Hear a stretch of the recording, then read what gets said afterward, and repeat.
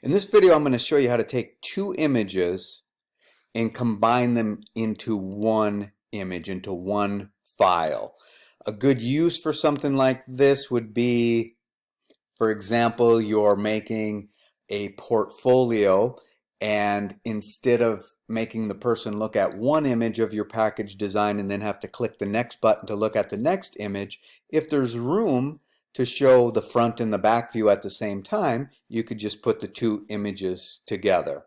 So I'm going to show you a couple different ways to do this. We're going to take a quick look at canvas size being one option, but then we're going to jump into what I think is the easiest, almost no-brainer method to do it, and then we'll come back and talk a little bit more about adding to the canvas size, because that can be very handy for adding a border and adding a very accurate border to something.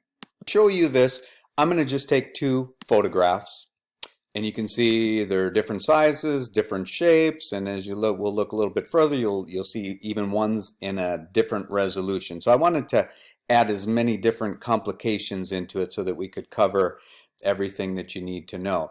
Now, one thing, like if I want to put the vertical one, let's say alongside of this one way that I could do this is I can go to Image, Canvas Size, and I could add, say, to the right side of the canvas. And I'll just show you a quick little example here. So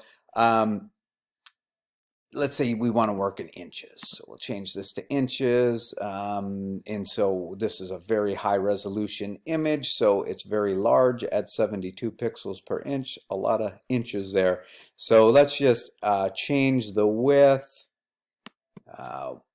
Here's where using canvas size gets a little bit complicated, is we don't know how big the other image is, so we I don't know, we could take a guess, we could go look, we could come back and then do the math. But just to show you how this works, if I want to make the width bigger by about 30 inches, and I only want it to go to one side, I click my center point, change it from the center to the left so that anything that gets added goes this way.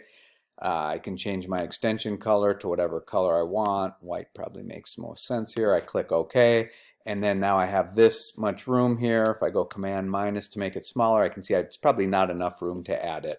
So I'm going to Command Z, and so what I want to show you first is just the simplest way to do this. So what you need to do in almost any case, though, is you need to go to both images and look at how big they are. So we do that with Image, Image Size, and it helps to work with both images at the same resolution.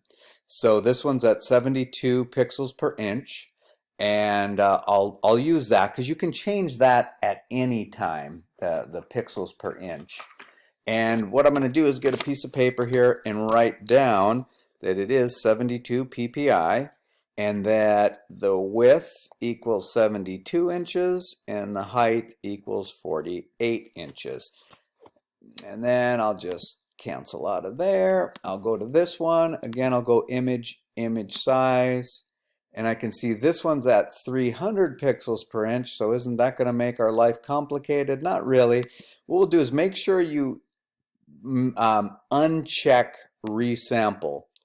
And with resample unchecked, you can change the resolution a zillion times and it will not affect your image. In fact, you can see that what it does is it just shows you that if the resolution is 300 pixels per inch, then you could print this image out at super high quality at a width of 7 inches wide and a little over 10 inches tall. If you could have super low resolution, you were okay with that, you could print this thing out like 28 inches wide and 48 inches tall. So we're going to leave it at 72, so it's the same as the other image. And then I'm going to write down these sizes, that the width is 28.7 and the height is 43.3.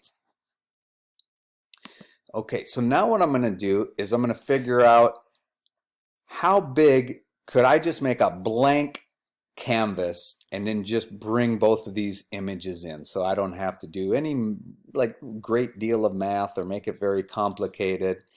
So what I'll do is, in my case, I'll say I want to put them side by side. So I need to look at both of their widths and then add those together and add a little bit more for error. The first image was 72 inches, the next one was 28.7, that's like 100.7.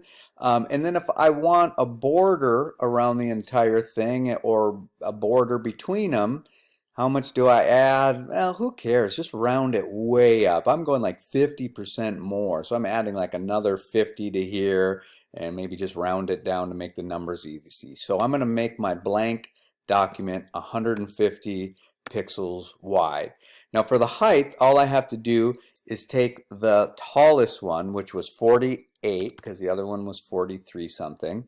And if I just add some extra to that, whatever, I'll just go by 100. So I'm going to make an image that's 72 pixels per inch, 150 pixels wide by 100 pixels tall.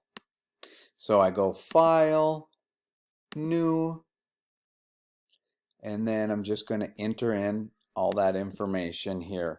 Width, we said 150, height 100, and then we have to put the resolution at 72.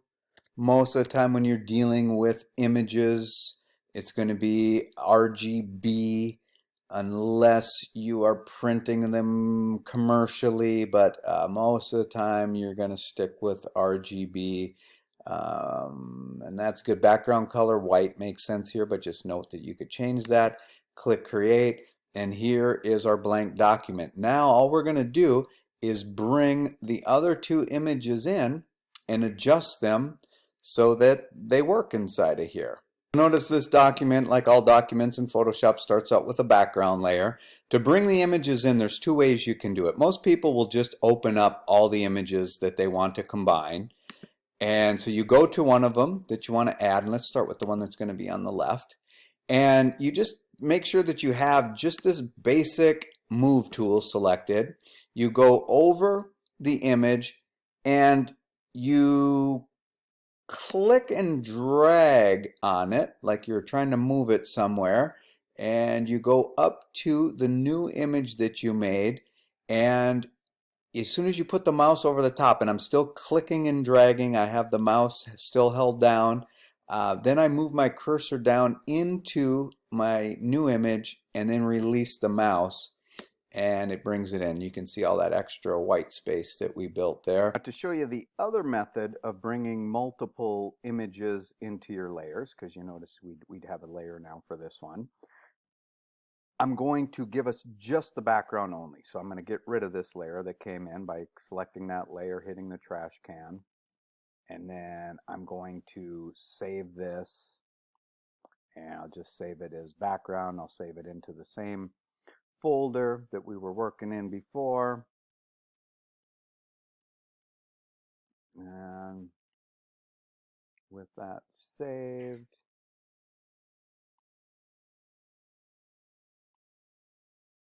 I'm going to close all of these down. This is a really handy method to know for opening up multiple images into what Photoshop refers to as a stack.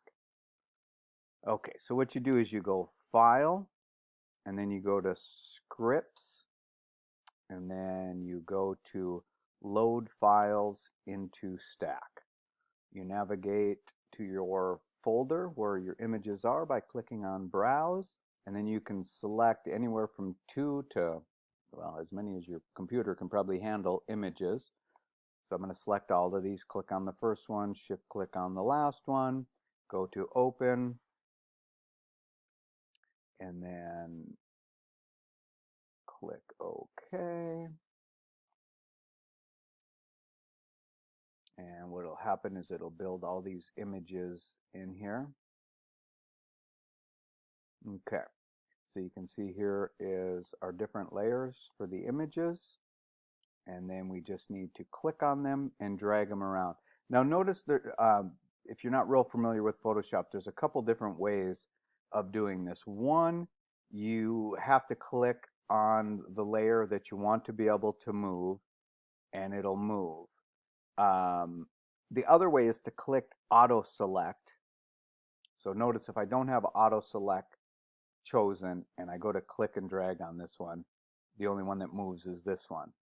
If you turn auto select on, then it does a pretty good job of figuring out which one you're trying to grab. So now basically the next step is to just move these around until you get what you like here. Now what do you do if one of them is a different size from the other? Well, it's important that you remember, if this is for print quality work, that you should never make an image bigger in Photoshop, because what you're doing is resampling the image. Now Photoshop does a great job of it, but it's not print quality great. So it can get you into a predicament if you're working for somebody and you give them this image that you've upsampled and then they print it and it's not the quality they were after. So general rule of thumb is it's okay to downsize, but a bad idea to upsize.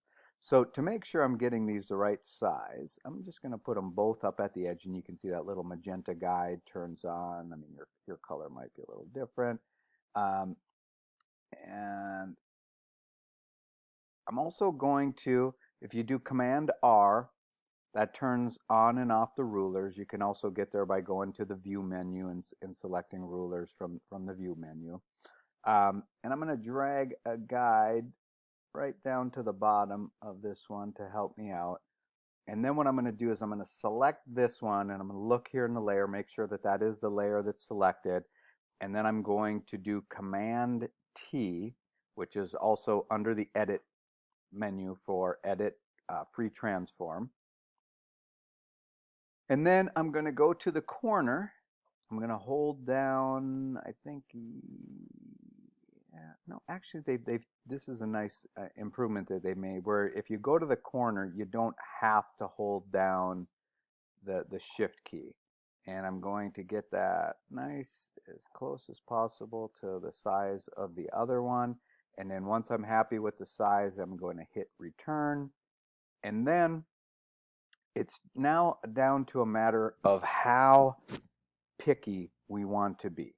So I'm going to remember this state here. I'm going to do a file, save as, because I want to be able to come back here and show you another way to do this that's a little bit more accurate. So we'll just call this test, save it as a Photoshop document. Okay, so first we'll stick with just the easy method of where you make your background and you just mess around with these. So you could strictly do this by eye.